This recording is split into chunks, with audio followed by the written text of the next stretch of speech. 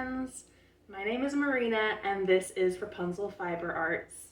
Today we are in the kitchen because the smoke from the fires up in Nova Scotia have passed and we can finally get to washing some of this hand spun yarn that we did together. So if you'll recall, this is that border Leicester fleece that we carded and processed and spun, and now it's ready to get washed up and then it'll be ready to be cast on. And then we have this beautiful red yarn, which is going to be a hat for my dad. Trying to do my best to replicate a Jacques Cousteau hat. If you're not familiar, I will link the video that talks about that, and you'll get all filled in. In addition to that, I also have a couple pairs of hand knit socks that are ready to get washed. I like to hand wash my hand knit socks just for safety. Neither of these are hand spun, so they're not necessarily going to felt or shrink in the wash, but I would like to be safe if I can help it. So we're going to wash those in the sink too. So I've got some of my unicorn fiber wash, and I'm just going to get a little bit of that in each of my containers, and then we are going to go ahead, sorry for the bang, I'm trying to open this, and get started. So I'm going to do that and change the angle so you can see what I'm doing a little bit better, and we're going to get to washing.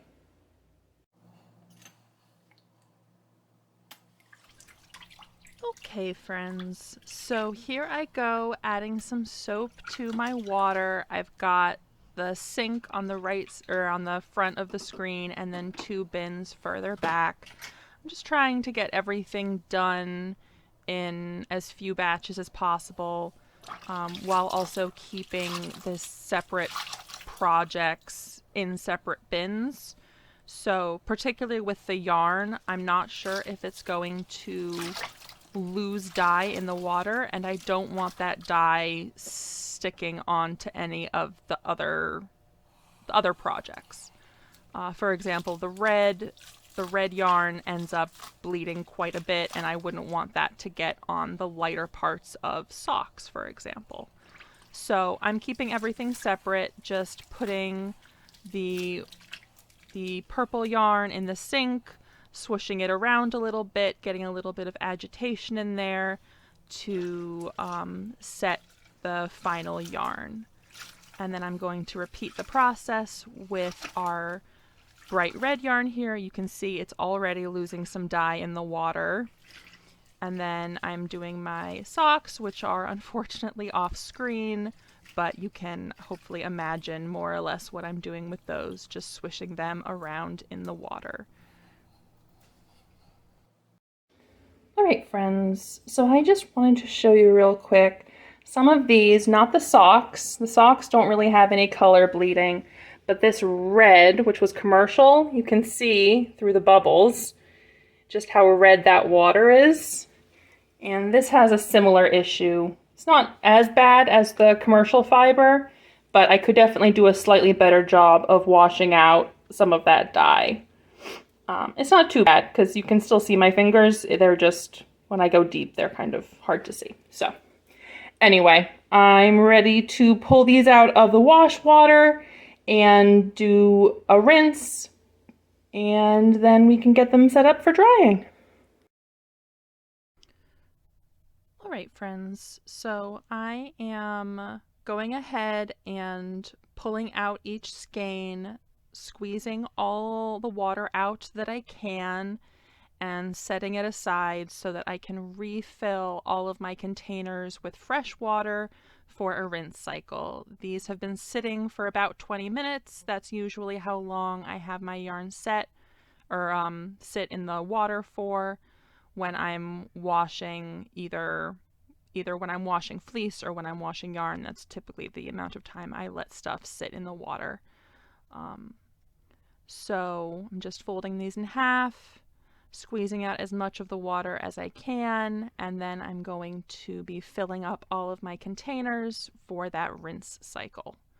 You can see that dye water is still a little bit purplish. Even with the yarn out of it, you can really see that there is still some dye in that water. So next time I do a dye day, I'm going to work harder to try to get all the dye out. But I did not dye this red, so I do not hold the blame for not all of the color being set. You can really see in that bin how red the water was before I poured it down the sink. So now I have refilled my sink with water, and I am adding this back in for a rinse cycle. And this bin was holding that yarn, so now I have to refill it with some water before I can go ahead and add whatever's going to go in there for a rinse. I am also going to give the red yarn a second rinse. There ended up being a lot more soap in that than there was in the socks or in the purple yarn, so I needed to go ahead and give that an additional rinse, which you'll see in a moment. So again, I have let this yarn and the socks sit for about 20 minutes in the rinse water, and now I am pulling them out so that they can be set aside to dry, except for this red, which gets one more shorter rinse cycle just to try to get out some of those bubbles. You can see as I'm squeezing, there's a lot of white bubbles on that yarn, and again there's a lot of red in the water, so I'm glad I gave that a second rinse, or I'm about to give it a second rinse. And then I'm pulling out my purple yarn, which doesn't have nearly as much dye coming out of it and also is not nearly as soapy, so that's not going to require an additional rinse either. So again, I'm just pulling out a skein at a time. Having my 4 ties is very handy so that nothing gets tangled. Folding it in half and then squeezing out as much water as I can. I have a friend who has a spin dryer, which is fantastic for this, but unfortunately it's currently out of the budget, so I'm going to have to hold off on that for a little while. But it is on my wish list for sure. So you can see there's a lot less soap coming out of this water now. Still some, but a lot less, and I'm going to set that aside and get ready for drying. Alright friends, so I am outside with my drying rack, just getting it set up with this yarn that I just washed.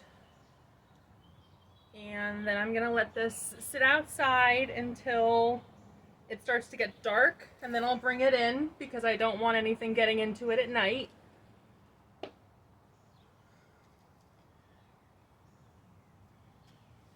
And then it will continue to hang out on the drying rack until it's all dry. And then it'll either get put into a ball for a project, or I will put it into one of my storage bins with fiber of a similar weight.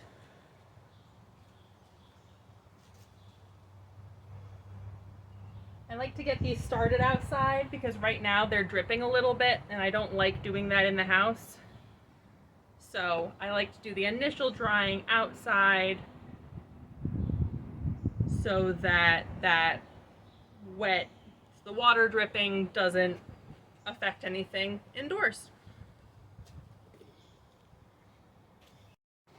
All right, friends, so you can see both pairs of socks here, 4 skeins of the purple and 1 skein of this red, and you can see they are already dripping on the ground, so I'm glad I set these up outside. Alright friends, so that is the end of today's video. Our yarn is drying out in this, well, it's not quite sunny, but it's warm and it's bright, and I'm hoping that it will dry off my yarn nice and quickly. So I hope you enjoyed today's video. I know we've done videos like this in the past, but I had fun showing you again how it's done, and I hope you enjoyed it as well. I hope you get some good crafting in today, and I will talk to you again soon. Bye, friends.